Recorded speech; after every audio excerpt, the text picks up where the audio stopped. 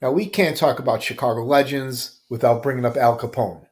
In the early 2000s, I was in beautiful Stockholm, Sweden.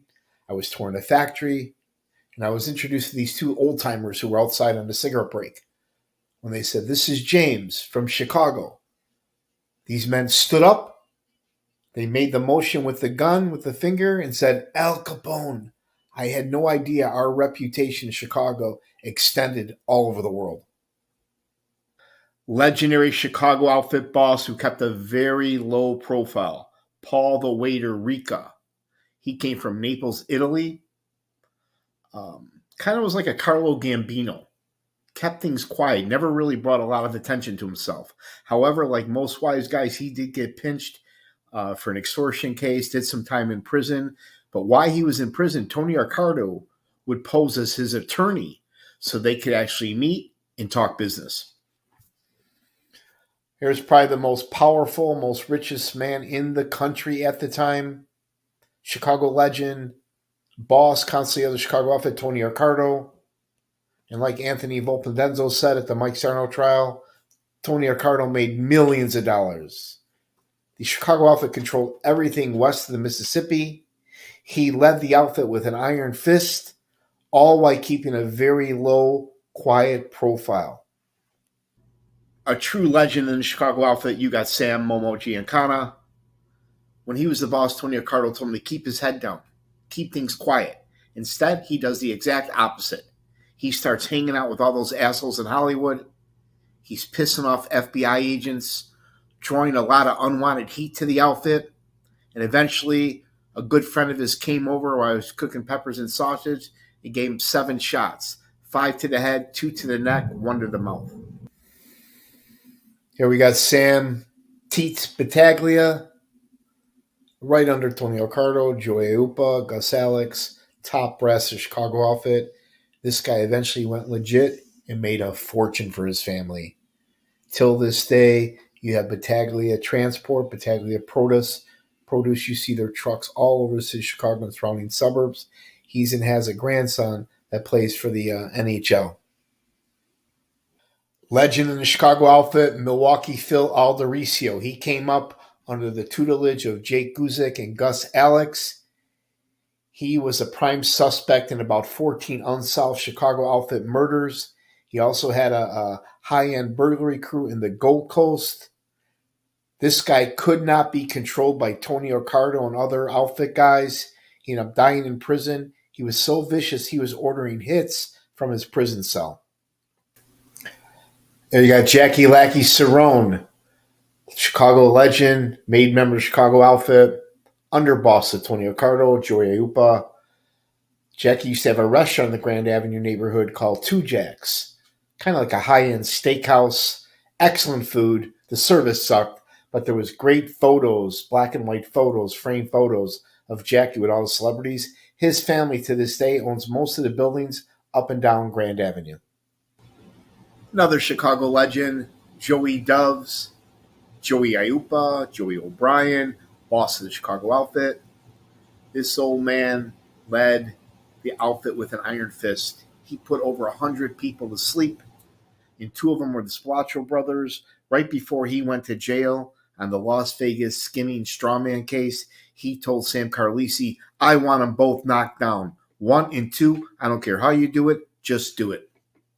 2 Chicago legends here. On the left, you got my father. We used to call him Big Jim, the best bagpipe player in North America. He used to teach the Chicago Police Band bagpipes. Anytime a fireman or policeman died, they played at the funeral. And my dad was in the Marine Corps with James Torello, upcoming boss of Chicago outfit. My dad said he was the toughest Marine in the whole battalion. They fought together in Korea. Kids from New York, Philly always wanted to fuck with Turk. My dad had no idea Turk was an upcoming boss. Now, going back to my day in the 80s, legendary outfit boss was Joe Ferriola, Joe Nagol, a.k.a. Mr. Clean. He did listen to Tony Accardo and kept his head down and kept things quiet.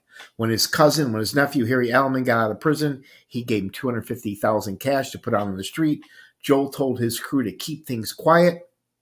Unfortunately, according to Nick Calabrese, he was one of the men that was at the house in Bensonville during the Spilotro beatdown. Marshall Capone definitely falls under the Chicago legend category, in my opinion. This guy participated in several unsolved outfit hits, and he was the prime suspect when they shotgun blasted Richard Kane right there on Grand Avenue. He got pinched years ago for extorting Ray Ryan. He ended up doing about 12 years in prison. Ray Ryan was eventually blown up in a car. He passed away, natural causes, 2003. Class act here, old member of the Al Capone gang, right up there under Tony Accardo. You got Gus Alex. He was known as the outfit's political fixer. He controlled all the judges, all the aldermen, your local businessmen, the police departments, Vice President Agnew, all the way up to the White House. He also controlled some of the mob's money in their Swiss bank accounts. I went to his trial, and unfortunately, he was found guilty based on the lies by Lenny Patrick. One of my favorite Chicago legends, we got Sam Wings Carlisi. He was Joey Aiuppa's underboss and his driver. He used to fly all over the country on outfit business, getting the nickname Wings. I went to his trial in the early 1990s. Him and his entire crew were convicted of major racketeering RICO case. And then at the family secret trial, Nick Calabrese testified he was one of the men, the first guy that Nick greeted when he walked into the basement in Bensonville when the Splotchers got killed. Here's a living legend of the Chicago outfit, James Little Jimmy Marcello. I went to his trial in the early 1990s. Him and the Sam Carlisi crew were all convicted on a major RICO racketeering loan sharking case. And then I seen him again. I also seen him how he aged over the years. I seen him at the family secrets trial where Nick Calabrese got on the stand and testified to a couple murders that him and Jimmy Marcello participated in. Now, one of my all-time favorite wise guys and a legend in the Grand Avenue area, boss of the Chicago outfit at one time, Joey the Clown Lombardo. I went to his trial, and unfortunately at the family secret trial, he was convicted of the murder of Danny Seifert. The jury believed Emma Seifert, Danny's widow, that Joey was one of the masked gunmen, along with Frankie Schweiss, that held her and her son at gunpoint, but he was really there to try and save them. Vote for me and nobody gets hurt. That was Fred Rohde's campaign slogan. A Chicago legend, Alderman Fred Rohde. This guy's about 5'3", one of the most powerful men in the city and the entire state. He controls the First Ward, as well as him and Pat Marcy. I went to their trial. Every day he showed up in court with an entourage of beautiful Italian women, made member of the Chicago outfit, and a faction of the 26th Street crew. Now, as far as heavyweights and real stand-up outfit guys, Harry Alleman was a legend. He was the leader of the notorious Wild Bunch crew, and their MO was ski mask, shotgun, broad daylight, they'd hit you. New York style. I went to Harry's trial, murder trial of Bill Logan at 26th in California. Unfortunately, Harry was found guilty. I actually went to Harry's wake as well. I felt a little uneasy there, but I prayed for Harry, and I prayed for all his victims. Rocky was definitely a legend in the Chicago outfit, a World War II paratrooper. He fought against one of Hitler's toughest regimes. According to that scumbag B.J. Jehoda, after Hal Smith was killed, B.J. Jehoda walked in. He saw Hal Smith laying on the floor, surrounded by Louis Marino, Bobby Bellavia, Bobby Salerno, and Rocky. They all had golf clubs on. Rocky told them, whoever comes through that door next gets the same thing. Here's some Chicago legends here. How'd you like to do time with these guys? In the middle, you got the handsome Solly D, guy in the blue shirt, Bobby Bellavia. I seen him not too long ago at the Talent Festival. On the right, you got the late Harry Alleman. But in the middle, you got Mikey Switek. I used to see Mikey Switek at the club holding court and also at the hardware store. One time, Mikey told me, Jimmy, I really like you. I do. But I don't trust you. And I'm thinking, Mikey, I like you too, and definitely don't trust you either. Here's a Chicago legend, Chicago outfit legend, Chicago associate, Sam Volpendenzo. This guy was a master in explosives, also a World War II Navy hero. I went to his trial. He was a defendant in the Mike Sarno case.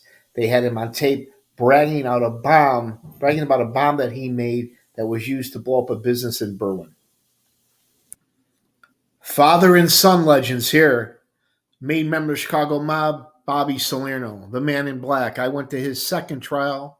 He was accused and found guilty of murdering a bookie, Hal Smith, based on the lies of lowlife B.J. Jehoda, and then his son, who actually represented him, top defense attorney Alex Salerno.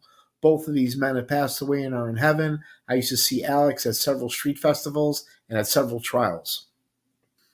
There's not too many living Chicago outfit legends left, but here's one of them. Sally D. Laurentiis. He was the guy that told the bookie Hal Smith, "You, my friend, are trunk music." This was at the Como Inn Hotel. 2 weeks later, sure enough, Hal Smith was found in a trunk. I went to his trial, the Good Ship Lollipop trial. Him, along with Rocky and Felice and his crew, were all found guilty. Sally D did some time in prison, never ratted, never rolled. Now he's home, retired with his family. Legendary family in Chicago, you got the Carusos. From the Bridgeport area, 26th Street crew, made members of Chicago outfit. Capo of the 26th Street crew at one time, Frank Toots Caruso. I've seen this gentleman a few times. One time at 26 in California at the Cook County Criminal Courts building during his son's trial. He told off the Cook County judge. He also bought me dinner one time at Tuscany on Taylor, and I used to see his brother Bruno at La Vida on Taylor. I want to give a legendary shout out to Feccarata. This guy was the best wheelman in Chicago. On several scores and murders, if it wasn't for his driving techniques, they would have definitely got caught. For example, in the Danny Seaford hit. If it wasn't for his driving, all the crew would have got busted that night. Feccarata kept his mouth shut. And I felt sorry for him during the Spilotro beatdown. When he first got there, he thought the hit was for him. He was white as a ghost. Feccarata just fucked up by making a lot of stupid mistakes. Two legendary prosecutors, along with the rest of their team. You got the late, great Mitch Mars. This guy here went to St. Lawrence High School, graduated top of his class at Georgetown Law, became a top U.S. attorney, put away all the Chicago outfit guys. They despise him. And on the right, you got Marcus Funk. Him and Frank Calabrese Sr. went toe-to-toe. Frank Calabrese told him, "You're an effing dead man." Two of my Chicago legends are the Belordis brothers. It was a great honor to get to know and work for them and their family. On the left, you got SB, Steve Belordis. On the right, his older brother, Michael Belordis. These guys were very well connected throughout the city of Chicago with the mayor, Vice President Agnew, mobster Gus Alex. They were in the restaurant business, then the commercial real estate business, then eventually made a fortune in politics.